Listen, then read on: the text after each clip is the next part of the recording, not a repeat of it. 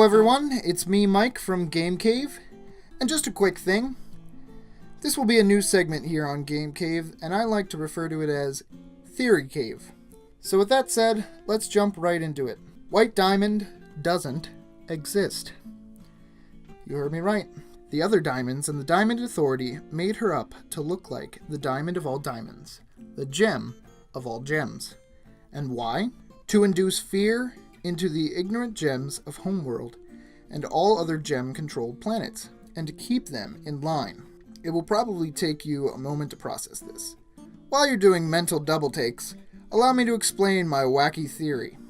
Look at it this way. The only time we ever see this character is in some sort of mural, logo, or some sort of statue, assuming that the statue that we see on Homeworld is indeed White Diamond. Not even a name drop. We as a fan base assume her name is White Diamond, but that might not actually be her title.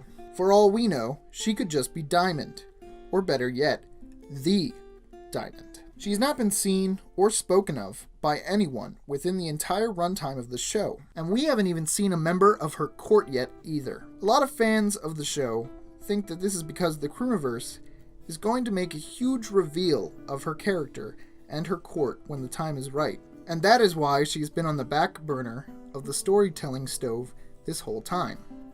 But I think the Crewniverse is stirring up something even more sinister. An M. Night Shyamalan-like plot twist that will catch everyone off guard.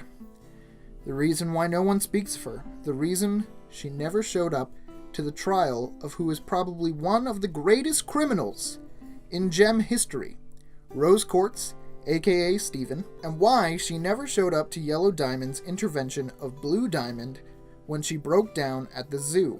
I mean, what was keeping her from going to those two events? Blue was utterly devastated over the pain that she felt for their fallen comrade, Pink Diamond. And if White Diamond was so busy that she couldn't have taken like an hour out of her precious time to get in her arm ship, which travels faster than the speed of light, to meet up with Yellow and try and talk Blue off the ledge, or convict the greatest criminal that they've ever known, if she does exist, and could not make it for some reason, then what was keeping one of the diamonds from saying, oh, and White won't be here because of blah blah blah blah blah reason? It's because she doesn't exist, and the diamonds are the only ones who know about it. Many of you might say that there's tons of evidence that backs up her existence, such as the light scene from the Corruption song, or the fact that there's a spot for her in the courtroom as seen in the episode The Trial. But let's look a little deeper into those two things, shall we? If you look closely at the Corruption light, you will see that yes, it contains all three colors of the remaining diamonds, pretty evenly split between three sections. But with a closer examination, the white rays can actually be seen in both the blue and the yellow sections. Even a small amount of yellow can be seen in the blue section. This could just be a way of the animators showing that this is a very strong beam of light coming from somewhere off-planet. I understand that the Crewniverse does everything for a reason, and that there has to be a reason that the Corruption light contains all three of the remaining diamond colors.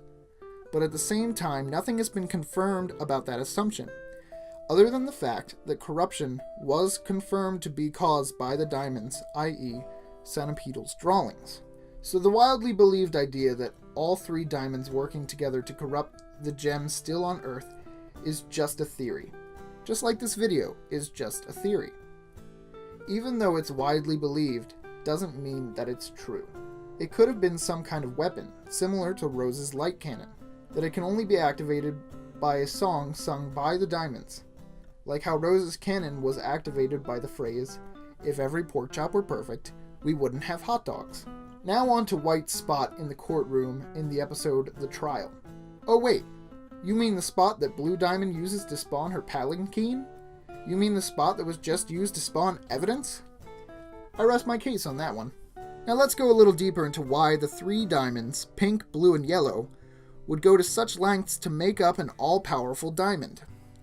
As I stated in the beginning, it was to induce fear into the lesser, more ignorant gems and keep them in line. But why make up a white diamond when three colored diamonds would do the trick themselves? It would not do the trick, because the diamonds know that even they are not immortal. They know that they can be destroyed and shattered just like everyone else. They are just as fragile as any other gem.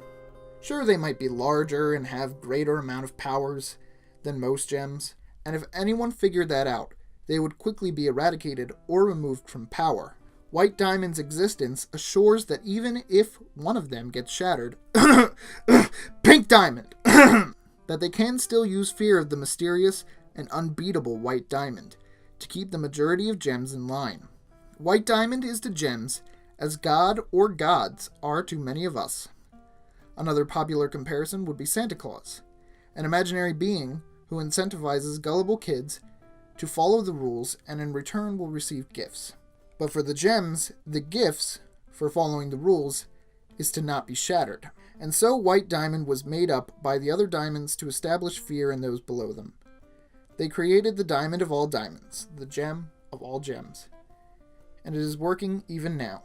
We see how dedicated many of the gems are to their specific diamond.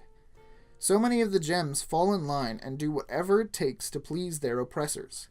And it's all because they fear the diamond so much.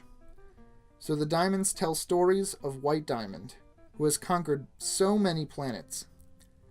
They built giant statues in her image, paint ominous murals of her looking down on everyone, and place her at the very top of the Diamond Authority logo, higher than any other. All the while, just a figment of the real Diamond's imagination, and who are probably the most fearful gems of all. Thank you to all those who stuck around until the end. It really means a lot to me. If you liked the theory, why not show it by leaving a like? If not, you can let me know what your thoughts are in the comments down below. I would be more than willing to have a nice conversation. And make sure to subscribe so you can be notified when my next Steven Universe theory is uploaded. I have a few more crazy theories that I think you'll enjoy. So until then, have an awesome day.